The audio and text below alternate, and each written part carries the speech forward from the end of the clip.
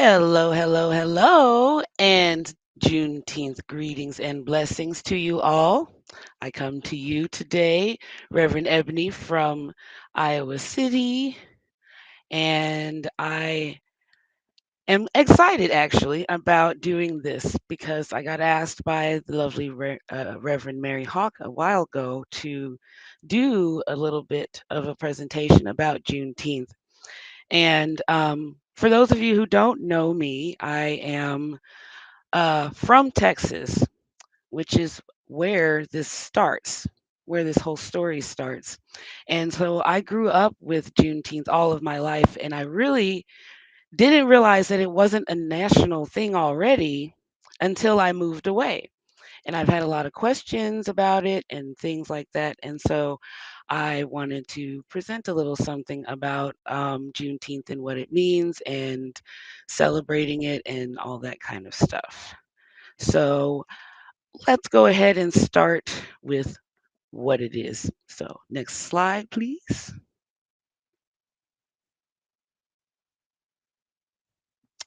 Okay, so Juneteenth is June 19th, 1865.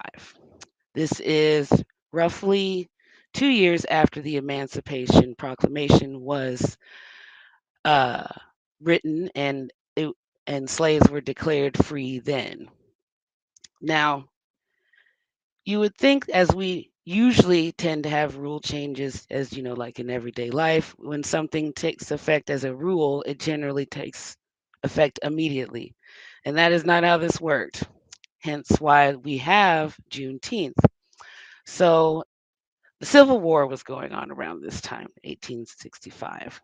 And it was when the Union Army reached the state of Texas down way down in Galveston. And if you ever get the chance to go to Galveston, they have all sorts of exhibits about this. There's a beautiful mural about this as well. And I encourage anybody to go if they can. So the Union Army reaches the city of Galveston to let the slaves know of their freedom. Now, some people have said, well, wasn't everyone free in 1776? And I'm like, unfortunately, that did not extend to the slaves. It took another almost 90 years to even get to the Emancipation Proclamation. And then it was another 2 years after that.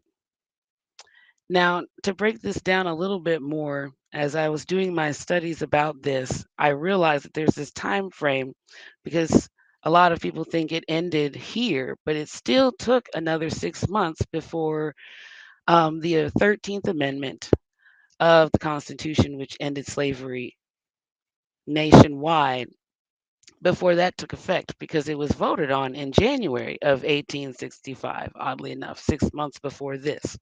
And then the Union Army reaches Galveston and lets the slaves know that they were free. And if they wanted to continue working for their slave owner, it had to be a hired person employer relationship. In other words, they had to be paid.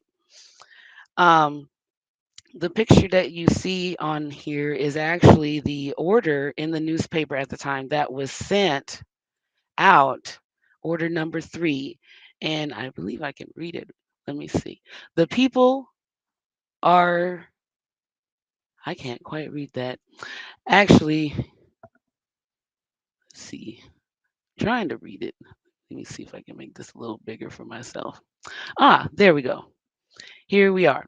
So it says the people are informed that in accordance with a proclamation from the executive of the United States, all slaves are free. This involves absolute equality of personal rights and rights of property between former masters and slaves, and the connection heretofore existing between them becomes that of employer and hired labor. The freedmen are advised to remain at their present homes and work for wages. They are informed that they will not be allowed to be supported in idleness either there or elsewhere. And this was by order of Major General Granger. and signed by him, and I can't make out the FW Emory Major and AAG. So it was on that date and going forward that the end of slavery really started to take hold, because it's nobody, honestly, nobody really wanted to get rid of it. But in order for the Union to stay together, one of the stipulations was that slavery needed to end.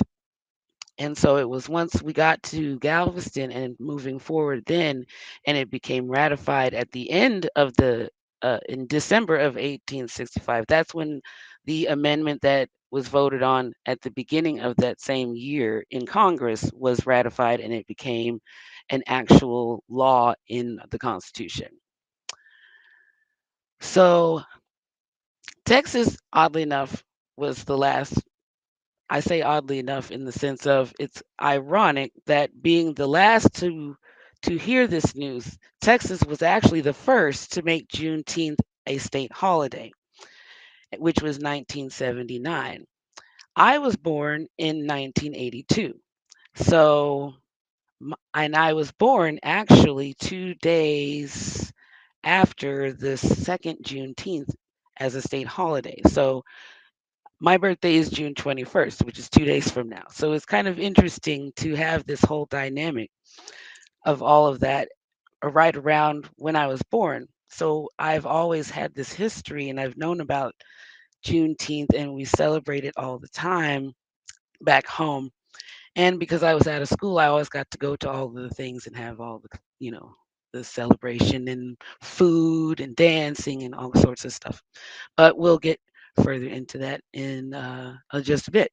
So we can go to the next slide, please.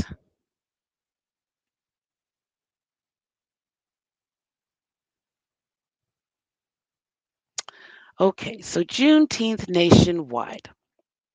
So, as I said, Texas was the first state to make it a state holiday, and I believe it was at least 46 other states. There's a map on here. The ones in, I would say it's a red, it looks reddish orange color. Those are states that have had it as a state holiday already. And the yellow states are the ones that observe, have an observance day. So not exactly a state holiday, but they observe the day. And of course, now it's also a national holiday as of June 17th, 2021, when former President Biden signed it into law then. And as we know, Juneteenth became more of a priority after BLM and all of the uh, protests and events and the things surrounding the George Floyd murder and so on. So it's only been a national holiday for going on 4 years now, I believe 2021 and 2025. So yeah, 4 years. So relatively new, but not new in the sense of it having already been celebrated for many years now. Okay, next slide, please.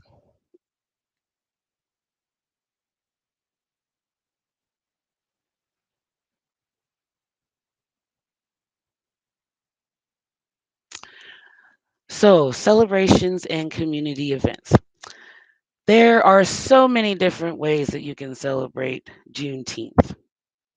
From personal experience growing up, there was all sorts of parades, all sorts of educational events that talked more about the history. There's many dancing performances, food. There's always food.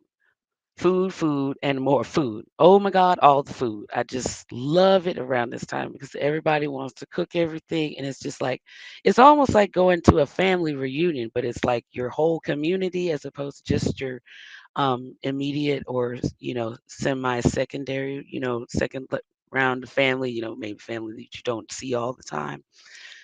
but it's just a great way to really celebrate who we are, how far we've come, and celebrating our freedom to express those things that make us unique and make us who we are, and other people celebrating that with us. And that can be, like I said, parades, performances, many community events. There's lots of educational events. Um, all the way down to just simple getting together with family and, playing music and playing, kids playing ball in the street and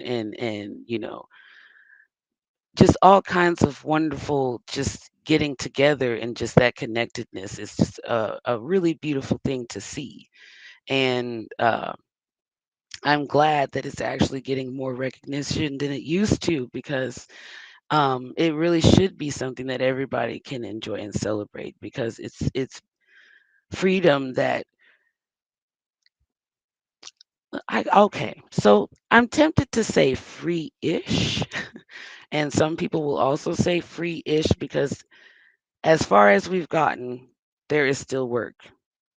But aside from that, celebrating our freedom, celebrating our culture, celebrating all of those wonderful things that make us beautiful people, outside, inside, and otherwise. So definitely something that I'm excited to get a chance to do, and have done all my life, and so fortunate to be able to have those moments, and I'm happy to see other uh, people of color having those moments now too. Okay, next slide, please.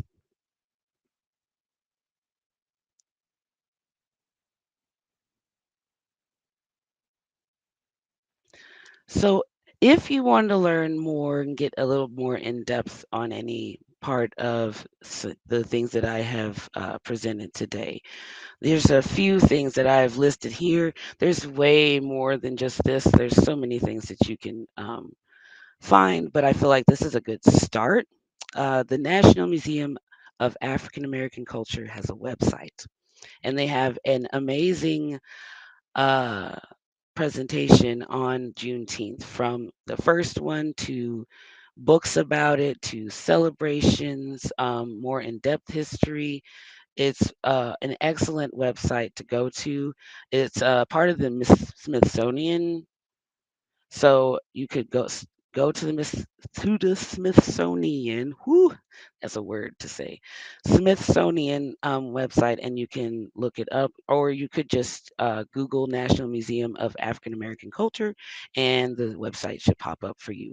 And it's a great, great, great source. And I suggest that you check out the book list there. There's many, many books on that list that go further in depth about Juneteenth. The Texas Observer, that's where I got the picture that you saw of the order about that General Granger sent down to Galveston for the slaves to understand that they were now free.